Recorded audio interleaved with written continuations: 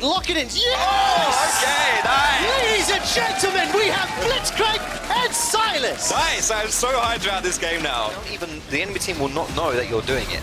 So Schalke's going to get here a little bit too late. And exactly as predicted, Foxtrot. Good call, Misfits. Won't have an ulti this game. Well, Memento does. Memento's caught out Feathervin.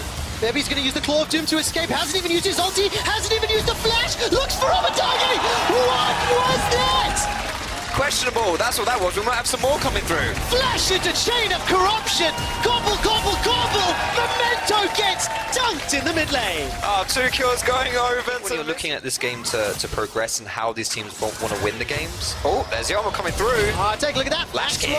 Gets the Sonic Wave. Resonating Strike. Oh, that was so close. Whenever the observers do that, I always think it's going to steal.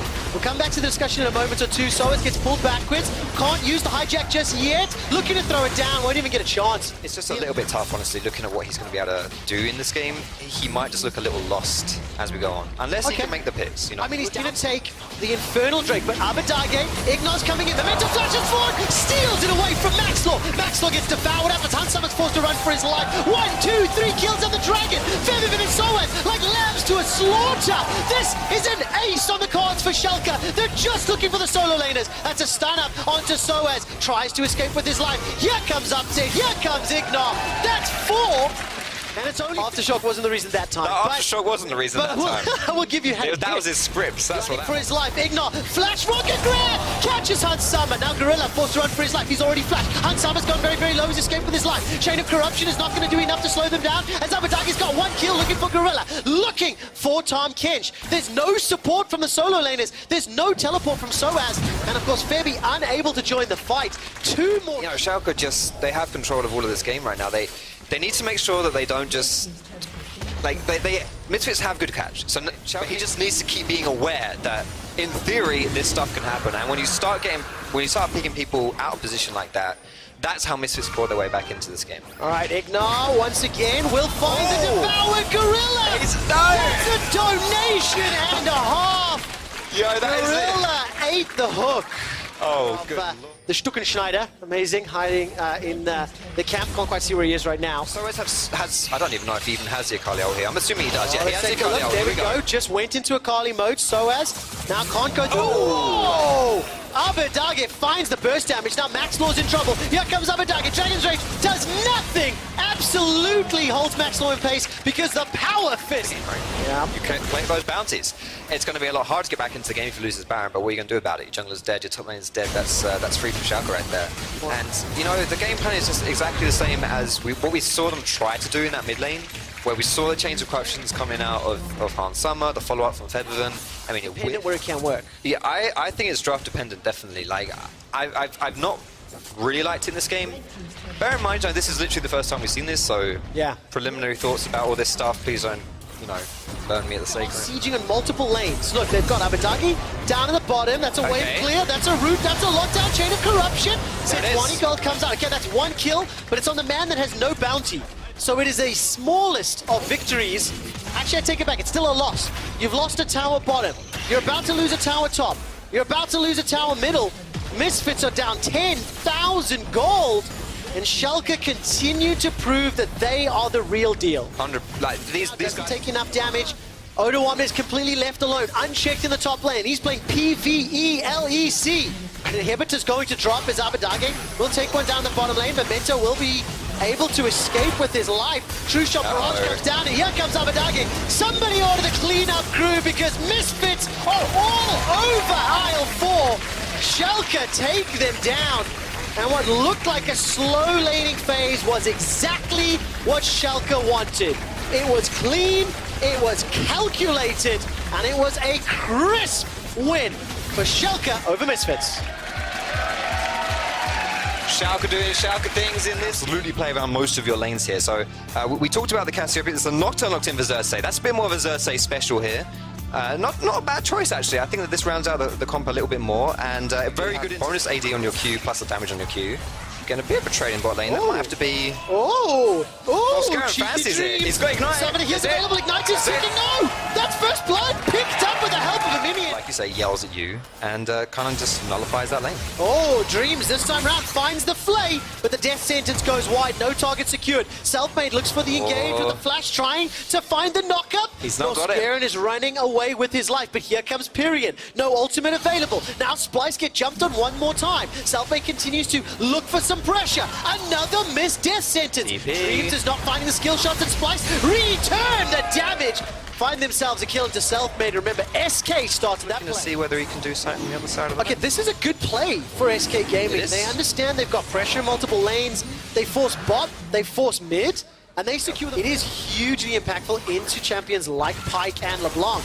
Phantom Undertow goes forward. That's a good enough stun. Petrifying Gaze completely misses the important targets, and Humanoid is yet to be touched. But here comes Pyrion. Great, that was a nice ultimate, but there's no damage follow-up. Crown Shot's not close enough. Norscaron's running for his life, but Xerxes is in trouble. Not gonna find the blast code. Defensive flashes. How did nobody die? That was ridiculously close. The first Xerxes ult of the game, and it almost got him killed, but Pyrion. Oh my goodness!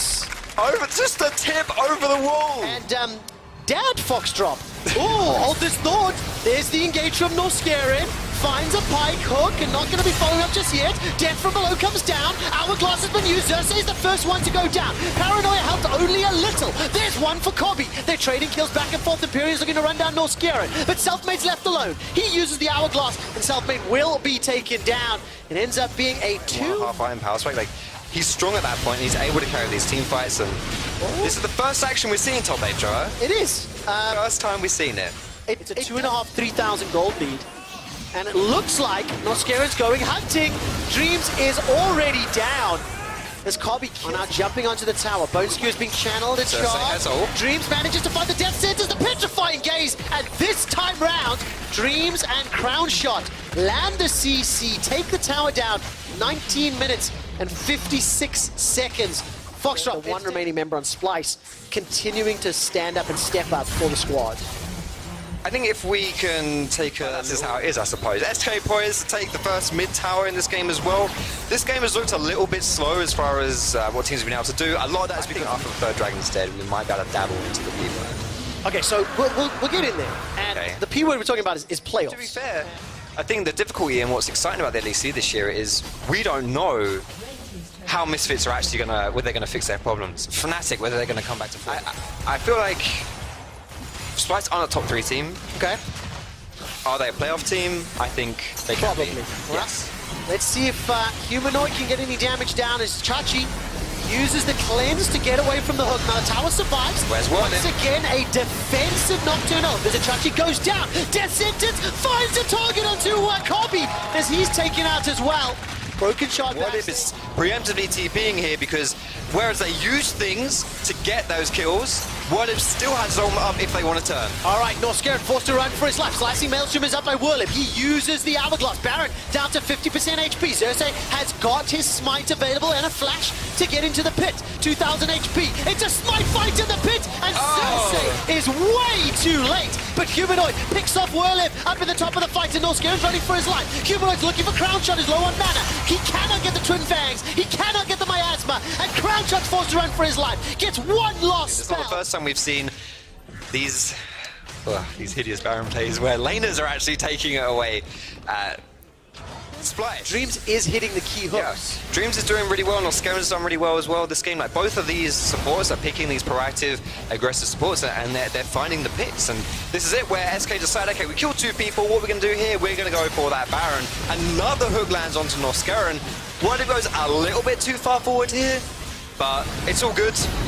We're back to life, Fox. We're back to life. And the Baron empowered SK Gaming are sieging into the base of Splice. They force Vizichachi away, who's able to escape with his life thanks to the flash. Now Humanoid looking for a target on a Selfmade. Selfmade's still got the GA available to him, and the Sterix was proc thanks to those change.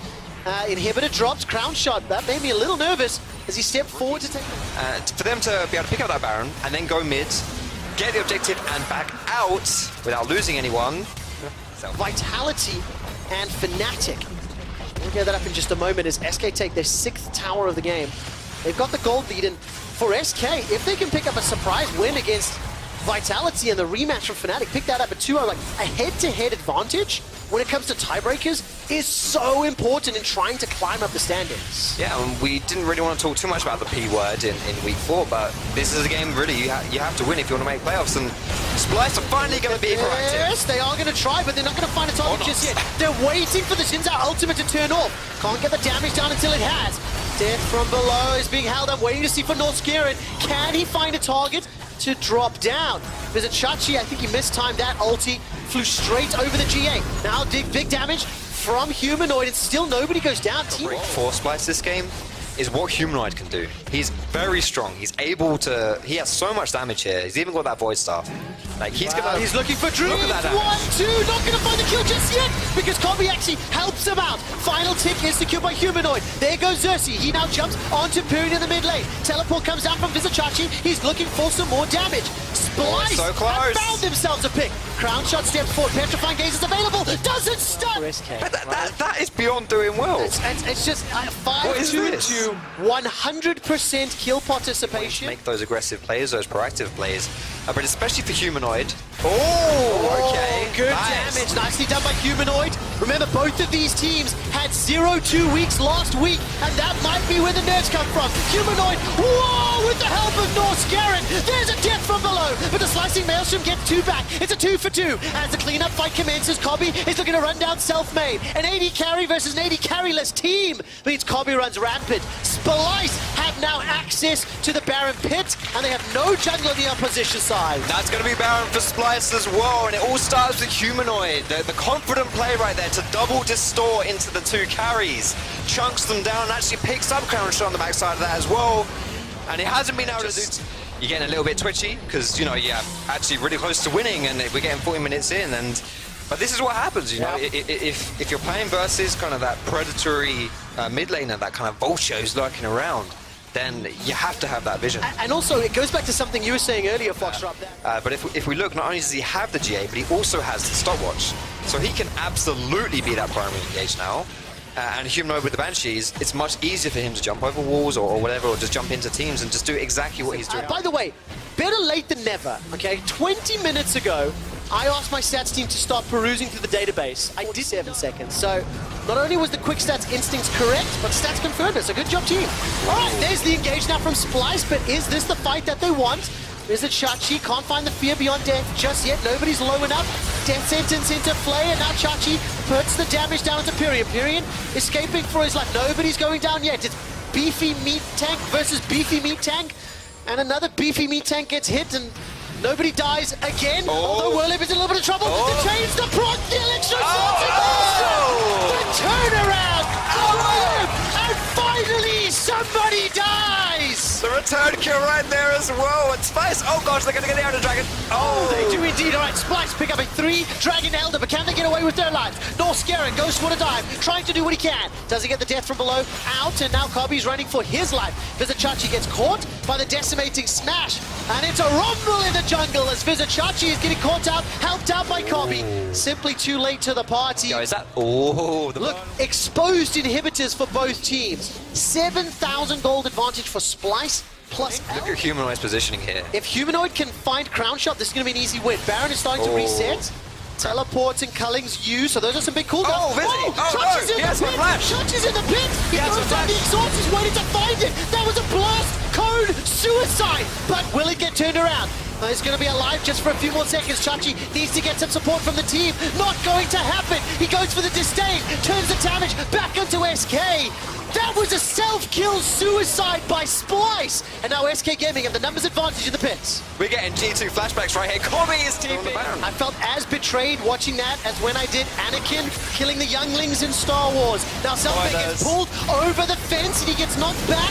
Manages to escape with his life for now. Baron is picked up by SK Gaming, but Splice needs to win this fight. Cersei's gonna go down, he's got GA to get back up. Needs to get some damage. Vizichachi will help pop the GA of Selfmade. Nobody's officially dead just yet. It's just items being popped and cracked and passive. Whirlip looks for the Maelstrom, won't be able to do anything else. Fear beyond death, that's one. Splice are smashing the fight, and the Super Minions are smashing the base. It all comes down to this. Crown Shot to defend the Nexus. He's the lone man. There are no teleports on Splice, but will it be enough? for SK to hold on right here. Crown Strike is a one-man army, and Splice are looking for that bot side. They're going for the finish here. And I'm going to be self-indulgent because that's what I like. Here's a quick stat for you. The longest game of the spring split. Of course it features Splice. They are pushing onto the Nexus turret. They have already caught Crown Shot. Yes, he gets a petrifying gaze, but he is blown up where he stands. And Splice will take down SK. Let's try that again. Splice will take down SK. Better late than never, Trevor. A few times in professional play, it's one of those that is relatively safe, especially if you have not got a losing jungle matchup, so you can get a little bit of help, and it is going to be that Zori. So yeah, but one of the games... You're right. Okay, cool. I'm not... Sorry. Yeah. Believe in yourself, Foxtrot. Every point that I built up... See? Whether or not... Oh, he's actually popping it here. Here we go. Goes in. Looking for the chase. Profit. Gets some damage down with the chain rash. Shotgun knees comes out. Alpha looking for the ultimate. Vivian connects. He's pulled into the meat grinder. And Burst Blood comes in. All 5 members up towards this fight. We did there on the front line, but Rogue maybe trying to collapse from both sides. Rift Herald going down. The smite comes out. So no way by Kickers. Now the fight erupts. Woodid jumps onto the back line. Patrick forced away. Cold there on the front line as well, but Woodid is just going to try and get away from this one. Rogue pops the stopwatch, but soon enough he will be not long for Summoner's Rift. He's down. Origin get 2 kills. They lose the Rift Herald, and I believe it was picked up as well. Oh, okay. No, we're good. I thought that was going to be a bit spicy if it wasn't. This could be a gang coming into the top lane, though. Here we go. Kick is there as well as Woodid. Alfari. Yeah, it's not really going to be able to go too many places. Stunned up, locked down. First kill of the game for Rogue. They get the shutdown on towards the Urgot. They're going to lose the first bar tower here because bot lane only has 1 plate. But a tower plate is actually worth more than first bar tower anyway. So it's actually not that much. You get 150 from killing first bar tower, and you get 160 for killing plates. Yep. So it's actually not that bad if they put this Herald top. Sadly, they're about 10 seconds too late in order for them to actually get all. He has some pressure here with that invade into the enemy blue buff. Like, he's been able to do a few things. But really for Zori, you're looking to get those sleepy bubble troubles. It might be you're going to be revealed, and then that's when you start getting caught out of position, and when it's a lot harder for you to do those things. And is this a dead Nuke Dark? With the Ignite, he would have got it! Oh, Poro jumps forward for the Ignite. Zoe is a disgusting champion, I think, were your words, Fox. I think it's a kill in League of Legends, and we're going to move on. I'm just going to jump in here, straight onto Silas. Got the route across the wall on that ward, and Patrick can just get the chase out. Profit pops out the Whirling Death, but only spells. Right now it's not happening, but in the mid lane. Senko's tanking up the tower. Mithy here as well. Cold, just going to fight against Senko's for the moment. We did trying to distract. Kick on his way, but here comes Patrick. Kick jumps straight onto him. The Syndra's coming down from the top side of the fight, but already Mithy so low. 1 kill on each side. Kick jumps onto the back line, gets Mithy as well. Alfari, though, getting onto Hiku, and we did knock back into the tower. We did looks for the stun. Hiku caught out, brought back into the meat grinder. And Origin will come out with 3 kills to 2. This Urgot was a first pick, remember, as well. This is what happens in the meta right now, where you're picking your poison and you're saying, okay, which OP do we want to play against? In this game, it's the Urgot. It was the very first pick of the game, which means that Rogue had all the tools to deal with him if they wanted to, and Origin came out on top. Yeah, Origin definitely on top. Double Mountain and an Ocean in their back pockets now. 20 minutes into the game. Those paddle stars and the Varus arrows, man, they hurt. Oh, I thought I was going to get the chase onto Kickers here, but we did just left to the wolves by his team. Both Sankooks and Kickers ran away, and we did pops the ultimate, but not really much he can do to survive in that case. Nuke Duck gets the kill. Profit will get bot lane tower, but you have to feel it's a mere morsel of consolidation. Redemption comes out as well. Sankooks actually, they've just disengaged. They don't want to fight it. They're going to give up the Baron. Origin secure it. 23 minutes in, they'll take it. Why? And with it, a monumental lead. If you're going for a full lethality build on the Varus, is if you do itemize into Edge of Night, it helps. Right, Kickers is behind Origin, and they know he's there because he cleared out a pink ward, so this tower is pretty much gone. Maybe they'll look for a play afterwards if they can land the Sleepy Trouble Bubble, which they do. Don't get connect with Tad. Easy? Yeah, but you have to play to your opponents. Exactly. I think Origin, you know, this game has looked... Oh, sorry. I'm sorry. I didn't really get what you were going for there, Foxtrot. Okay. If he's coughing in my bedroom, I can flame him. All right. Inhibitor even before that, because we know Kickers is down towards the bottom side, as is Profit. Wanted to get the Demolish proc off on that tower, couldn't quite get it, but now they'll go back, they'll reset the vision around this Baron. You can see the pings coming out. For Rogue to do with this the first time, and if this goes down for a second time here, when Origin... Kickers is dead, so No real chance of a smite speed steal anymore. That's going to close the book on the Baron story right there. That's it. You know, like Kikis has to look for these kind of things because he knows his team isn't going to win unless he does that, or perhaps that's the desperation that he's feeling. You know, and he wants to take the. You know, they have to teleport back to stop Origin pushing in their base with the Baron bomb. So that's the inhibitor tower down in the mid. This is going to be top follow shortly after. Origin will get that inhib. They'll look for their second as well. And 29 minutes into the game, very much closing out this matchup. You have to feel. Origin looking for their third win of the LEC. And maybe a route to winning ways. Just painting by numbers at this point, Minik. That's exactly. To find the straggler, to find the lazy player who's not respecting him, who's kind of gone a little bit asleep, just like Afari has there, and, you know, it's just out of position. But he's not finding it, instead he's just finding death. With the jumps onto Nuke on the back line, Prophet and Alpha trading blows, trading ultimates as well. Cole's chasing seconds up towards the top side of the map, but now EQ forced down, lands the piercing arrow, but an axe lands straight in his skull. He's done. Prophet chased off by Mithy as well. The ignite into Soul Shackle should be enough, and already Origin are looking at the Nexus towers. Easy enough secure for them. 31 minutes in, they did it by the numbers, but it's definitely a thumbs up game for Origin. They will take their third win of the LEC and go back to winning ways. Good stuff all around from Origin, of course, to be able to take down the Nexus. They'll dive the fountain for just a moment longer to make me keep talking, and there it goes. Origin did the split as well in their only win up against Rogue last week. There's the LeBlanc for Exile though, so he's taking that skill matchup in the mid lane, going all in aggressive, and Kadril will be taking the Aatrox into the score differential at the 15-minute mark, and we're seeing a little bit of that here as Exile is behind and Jessica's behind as well, but not going to be able to talk about that too much more as Kadril went in, got Dragon Rage kicked away. And I want to see how XL keep the gold even in this mid game and then make fights happen. Hillesang going in with the invade. Lots of damage going out from Nemesis. That's first blood. Charm lands onto XL as well. He's trying to jump away, uses the flash. Kissing lands a good Winter's Bite from the side, but just a little bit. The big thing is that Syndra's ultimate just came back up. It was on cooldown, it just has now ticked, and now that they have that big power, they're going to go for it. Teleport coming out here from XL. You can't cancel that anymore, and Fnatic can just jump across the wall. Strength that we expect of him is hold on. Speaking of expect. Yeah, Whippo pops the Ghost. Expect looking for the chase potential here. Steals away the ultimate. XL gets jumped on in the mid lane by Broxer. Great Sonic Wave from him. Lands straight onto XL. That's an easy enough kill. Good stuff from Fnatic and Whippo. Rotating their numbers advantage back to top side for Herald. Oh, Kadril caught out here by Nemesis. Sonic Wave doesn't quite connect. Kadril pops the World Ender. XL on the flank. Can they do something about this? XL decide they don't want to take the fight yet. Expect not there. And this is Fnatic recognizing that they have the numbers advantage since they pulled the trigger early on rotating Whippo. Silas for them to take. There are still towers on the map. There's still free gold standing there for them. XL jumps in onto Nemesis. Gets a lot of damage down with the Ethereal Chains, but Broxer here on the chase as well as Hillesang comes in from the side. Broxer, flash kick! XL flashes away, uses the double assaultion. Hillesang, of course, doesn't have the ultimate to chase. But they do have the minion wave and now free time with this tower as Urgot's also rotating around behind it, so damage already done. They didn't get the kill, but they got exactly what they came for, which means that if Fnatic do get this Rift Herald, they don't have to waste it on... Kadril on his way down. That Rift Herald isn't that low yet, but Kissing and Jessica have to worry about the fact that Nemesis is just going to get knocked up over the wall, and the chase is on.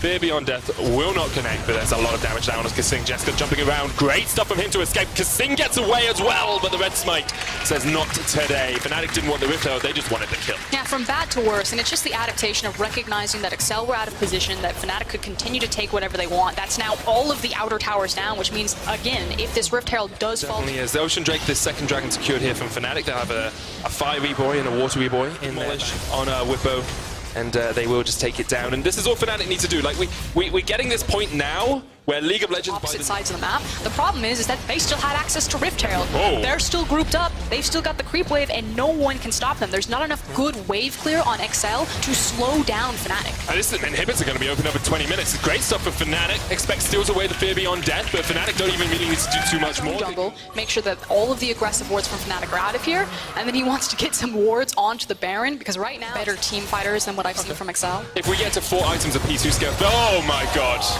Exil's dead. Reckless flashes forward for it. Exile actually almost gets away, but Reckless gets the kill against Misfits. Can you do it again? It's on Expect, hasn't got the answer spellbook this time. Kadril can get into the pit, of course, dashing across the wall. 3,000 HP left on the Baron, 2,000 now. Fnatic waiting to secure it. They have the Lee Sin Sonic Wave kick. Yeah, Broxer just needs to go over this wall, kick him away, and then smite. Kadril kicked away, he smites it. That's how you do it. Clean game from Fnatic. Again, I feel like they fumbled maybe a little bit some of their early game, not being as proactive as I would have liked them to do, but otherwise a much better look from Fnatic this time around. Already opened up that inhibitor tower in the bottom lane. Whippo on the front line.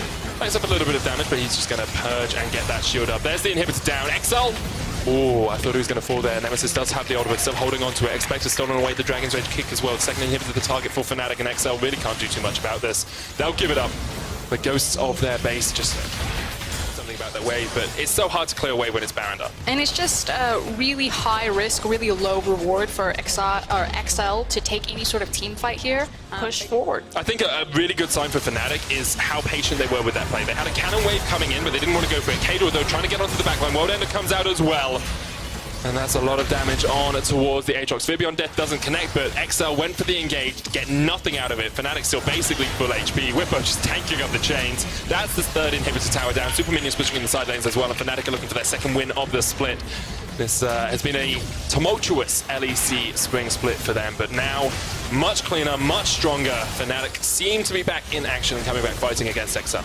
And this question is this dominant victory over XL enough for Fnatic fans to get excited about this team, enough for us to forgive them of their previous sins in earlier weeks, because they looked pretty hot today. They definitely did. Voxer gets the kick away, just trying to get the final fights off. The Nexus goes down. Fnatic with their second win as they fell XL here in week 4. And take Olaf's pathing and be smart and try to play around that and avoid him in the early game, then I think the Karthus pick is really great here, especially considering that Vitality doesn't have a single tank in that team. Ooh, difficult spot to be. Now, Whippo, as you are a top laner as well, I do want to get your thoughts. Alex and Mickey a bit pushed up. Do have the flashes. This is the only window that Logan can do very this. short. He's just got locked up. Yes! He's down. Nobody comes my in. God. We saw Perks die in a Lucian Brawl. I wonder if that was a direct response to... Until it's still ignited here. Doesn't have the flash.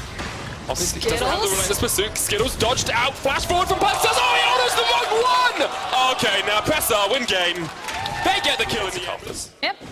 And we'll see if Wonder's able to do anything here. That's level 6. Mowgli does have the Ragnarok, one still on the chase, pops down the Cataclysm. Flash is available for Mowgli, he waits to use it. There's the Equalizer down as well, but Cap's coming in for the chase. Flashes forward, kills one, has the Twilight Shroud as well to get away from Cabochard, just dodging in that invisibility. Jizuke eats a wall of pain, dodges a couple of the Skittles, jumps forward with a distortion, dodges away from Wonder. Cap's over the wall, ignited, he's done. Jizuke flashed the wall as well, but now Mickey's going all the way up towards the top side of the fight. Jackdaw trying to get towards his top lane to save him, but Cabochard doesn't really have anywhere to go. Dodging away from the layways, but eventually falls. 2 kills in favor of G2. Mickey's still on the chase here. Jizuke might just turn it onto him. That's a very squishy Thresh. Jizuke trying to use the clone, but Mickey has his number. The hook doesn't connect, but Yanko's coming in from the side as well, and Wonder will get the kill. G2 now 4 kills to 2 up. Only 8 minutes into the game.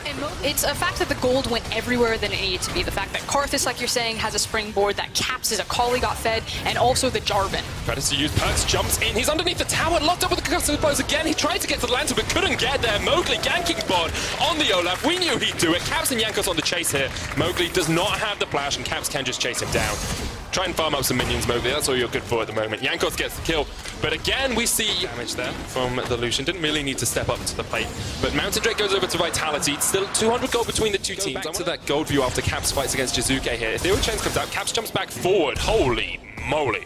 That's a lot of damage. Mowgli is actually in the bush. Jizuke dodging around Caps. Uses the second proc of the perfect execution. There is the redemption as well, and Caps is ignited. Jumps away. The Requiem isn't down. Just enough. And Caps gets the heal from the Triumph as well. Says Yankos, you can press R, but I can press D ever so slightly quicker. I mean, he's always going to have to respect this Olaf in the jungle. There is the first tower of the game, though, for Vitality. They utilize their bot. Mowgli is coming just in from the side as well. Teleport in from Cabochard. Has the Equalizer. Counter teleport used, but Cabochard now not in the best of shapes because Yankos and Perks can just turn straight onto him. Attila also going to get called out as well. Cabochard down, pops the Equalizer, but he's already dead. Attila has the flash. And Vitality licking their wounds. They save the mid lane tower, but only just. Completely different page on that teleport there. Cabochard is level 11. He's got 2 points into the ultimate. That's the power window that you want to fight in. But if the rest of Vitality aren't on the same page and capitalizing when you teleport it back. No, he is not. Yankos says, that's my Rift Scholar. Just going to put the Skittles down, and actually the Equalizer will do quite a bit of damage here. Wonder coming in as well. Cabochard looking for that Blast Cone, put in the Cataclysm, uses the Blast Cone to get away, but Perks can still get to the chase off here. True Shot Barrage eats through the Rumble, and that is a very dead top laner. Vitality trying to do something on the top side of the map though, but can you catch Caps? Because up until now it's been a very difficult prospect. Jizuke jumps under the tower. Okay, Jizuke's dead to the Requiem. Jankos gets it. And yeah, you can't kill Caps. Don't gank Caps. It's like, don't chase Singe. Don't gank Caps. They're going to try and do it again. Here we go. Jack Troll takes it up. Teleport comes in. Jack Troll runs away. Vitality run away. And Caps did nothing in the entirety. He literally just stood under the tower and said, come at me. Mickey with the flash play in. Caps still there as well. That's a very dead Thresh. We're going to pay for it with a couple of lives at least. Caps still on the chase.